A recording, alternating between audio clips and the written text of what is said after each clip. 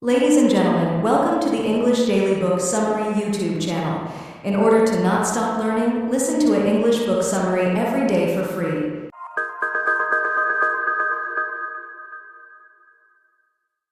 Beth Pickens, Make Your Art No Matter What, Moving Beyond Creative Hurdles. Artists face unique challenges that can make sustaining a creative life daunting. From financial instability and time constraints to self-doubt and societal pressure, the path to making art is often littered with hurdles that can sap motivation and stifle expression. These realities can become so overwhelming that many artists find themselves too paralyzed to pursue their creative work, causing them further pain. If this scenario sounds familiar to you, then this blink will provide a path forward. There are simple steps you can take to support both the practical and emotional aspects of creative living, while helping you manage the usual daily demands. In the sections ahead, you'll discover how to move past fears and frustrations, reconnect with your creative spirit, and honor your art as a vital, lifelong practice.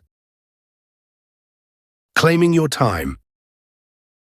If you're an artist, be it a musician, a painter, a writer, or any other type of creative, and you're struggling to commit to your practice, you probably feel like you have a good reason. For most artists, the number one reason is time. Fighting against time is an existential dilemma. If you zoom out and look at how many people there are on Earth and how little time we have to make our mark, it can be either dispiriting or motivational. It's up to you, but the best thing to do is to use this perspective as fuel for your ambition. Knowing our time is finite pushes us to ask, how do we want to spend it? What choices will we make with this precious gift of existence? The answer is simple but profound. Prioritize your art. It's easy to get swept up in life's endless demands, jobs, family, digital distractions. But the world isn't going to hand you time to create. You have to claim it. To put it another way, you don't make art for money or rewards. You make art because you're an artist, and you'd be miserable and incomplete if you didn't. Neglecting your practice will only hurt you, and that hurt will then spread to those around you. To reclaim your creative time, start by looking honestly at how you use it.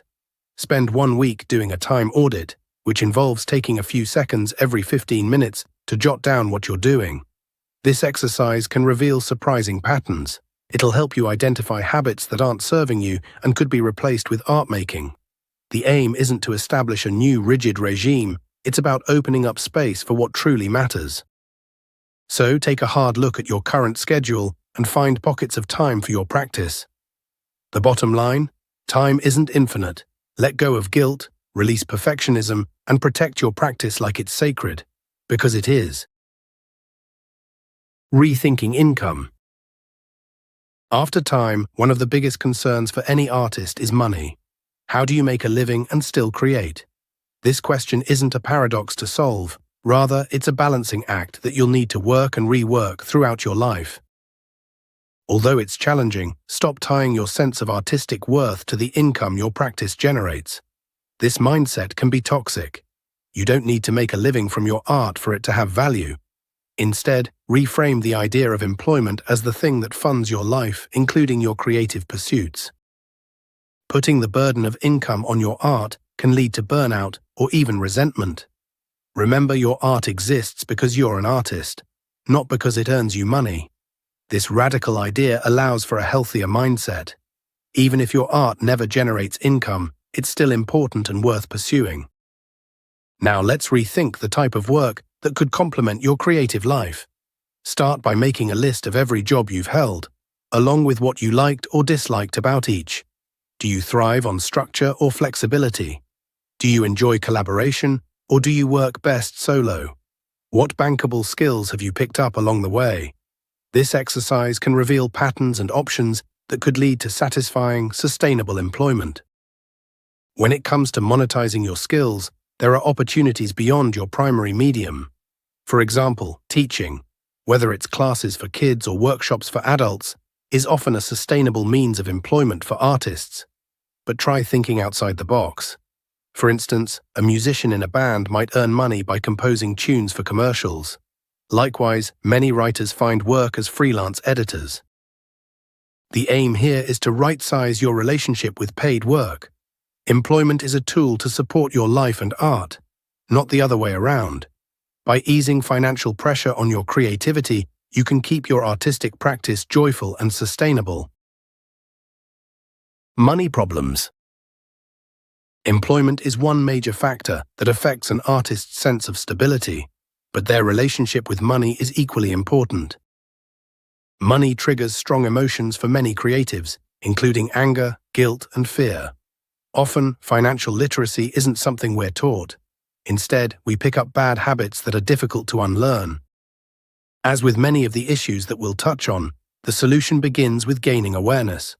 When you understand the emotional baggage that's tied to how you think about and manage money, you can start the process of forming better habits. Take an honest look at your financial history, including how your family shaped your beliefs about money, and whether those beliefs cause you to under-earn or undervalue your work. For instance, you might undercharge for creative commissions because your parents don't value artistic talents.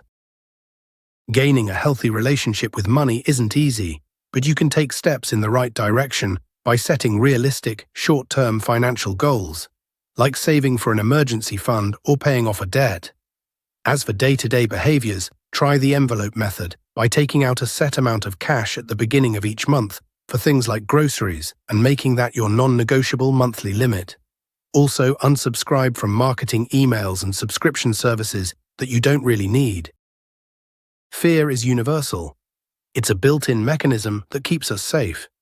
But it's especially paralyzing for artists. Everyday anxieties, like rejection or creating bad art, can feel like a primal life-or-death scenario. The key here is to give up on the idea that you'll ever conquer fear. It's not going to happen. Instead, use the 3 A's. Awareness, acceptance, and action. Start by listing your fears to build awareness. Then accept them without judgment, acknowledging their existence without letting them define you. Finally, take contrary action and push yourself to do the thing you're afraid of. Start small and build up your resistance, for example, by sharing your work with trusted friends or raising your rates. Artists tend to avoid both fear and money, but in truth they can be opportunities for growth, helping artists reclaim control while staying true to their creative passions. Grief and relationships. Grief is an uninvited guest in life's journey, ever-present, often feared, but deeply human. Yet like fear, grief isn't something to conquer or avoid, it's something to navigate. Grief is cumulative, sneaky, and relentless, surfacing in ways we might not expect. From irritability to profound sadness, grief can seep into every corner of our lives if left unaddressed. For many artists, creative work becomes a means to explore grief. Art can provide a path through it, transforming it into something tangible and meaningful. But again, awareness here is essential. Since part of art's role is to transform difficult experiences, it's crucial to create supportive environments for ourselves as artists, not just for our work, but for the emotions that inevitably arise alongside it. Healthy relationships are central to this support. Whether it's your relationship with yourself, family, or collaborators, these connections influence your practice in profound ways. Self-awareness is key. Therapy can provide the tools to understand how your past shapes your present dynamics. Strong, supportive relationships are the ones that act as a foundation, recharging you for your creative work, which in turn allows you to show up fully for those you love.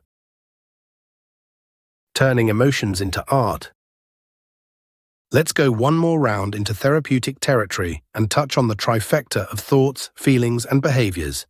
Because let's face it, these are things that can lead to any number of creative hurdles. The saying, "Don't believe everything you think," might be simple enough to fit on a bumper sticker, but that doesn't mean it isn't true. Thoughts can be tricky, often fueled by stress, hormones, or old habits. The fact remains, most thoughts don't warrant a second glance, much less action. This is important to recognize. The first thought isn't something you can control, but you can control the second thought and the subsequent actions you take. Imagine noticing a thought like, "I'm terrible at this," and countering it with a kinder second thought like, "Maybe I'm learning, and that's okay." That mental pivot might seem small, but it's a powerful practice that reshapes your emotional and creative landscape. Emotions like anger and sadness find their way into art. When you're overwhelmed and on edge, try the exercise of asking yourself the twofold question: what am I feeling and what can I do with it? For artists, sublimating emotions, turning raw feelings into creative work, can be both cathartic and transformative. Being aware of your feelings in relation to isolation is also paramount. There's a nuanced dance between depressive isolation and peaceful solitude. Artists by nature often work alone, but isolation can creep in unnoticed, bringing a toxic haze with it. Think of it this way: solitude can be a nurturing inward journey, whereas isolation can be a fear-driven retreat. The advice here is to stay ahead of the spiral. Write yourself a letter to read during tough times. Tell yourself about the things you genuinely love to do when not isolating, like spending time with the people who make you happy and the activities you enjoy outside your home. Even small steps, like working in a cafe or a co-working space, can keep you grounded when isolation takes hold.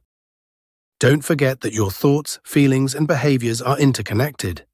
But with intention and care, you can shape them to support your art and yourself. The dreaded act of self-promotion. Now, let's move on to another subject that artists often want to avoid: marketing. For many of us, self-promotion is uncomfortable, if not utterly repellent. We struggle with marketing because it feels like asking for something: attention, space, validation, all of which stirs up an uneasy fear of judgment. That's a vulnerable position to be in for those who've been conditioned to believe that their voice doesn't matter. But think of it this way: marketing isn't about promoting yourself, it's about sharing your work. Your art isn't you, it deserves to take up some attention and space, and marketing is simply a way of making that happen. There are 3 basic marketing tools you should take advantage of. First is a website. This is essential. Your website is your digital home, a space where anyone can learn about you and your work. Make it simple yet professional, with a bio, contact info, and examples of your art. Next, pick one popular social media platform that you can tolerate.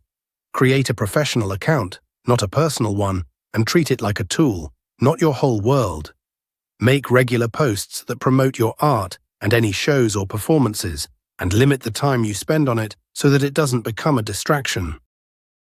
Meanwhile, an email list allows you to communicate directly with your audience, keeping them in the loop about events, projects, and updates. And don't underestimate partnerships. Every collaboration, whether with other artists, organizations, or events, creates opportunities for cross-promotion. Embracing the finite. In this final section, let's create a bookend. We started out thinking about our limited time on Earth, so let's end on another existential note.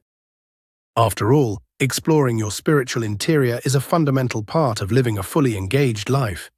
For some, creative practice serves as their primary form of spirituality.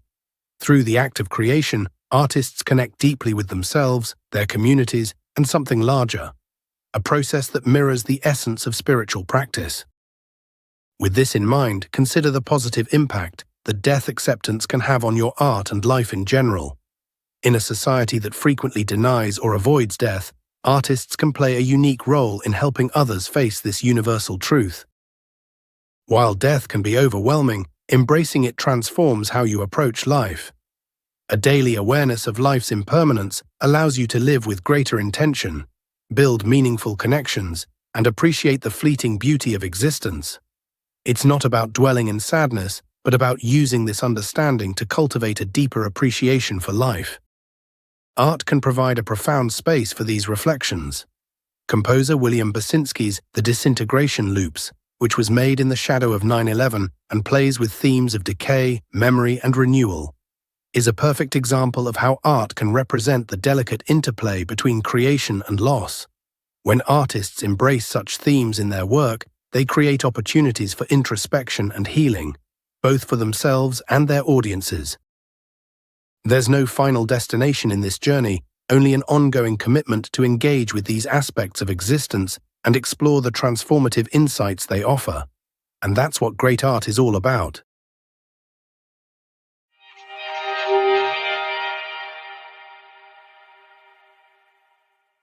The main takeaway of this Blink to Make Your Art No Matter What by Beth Pickens is that it's important for artists to prioritize their practice amid the realities of life.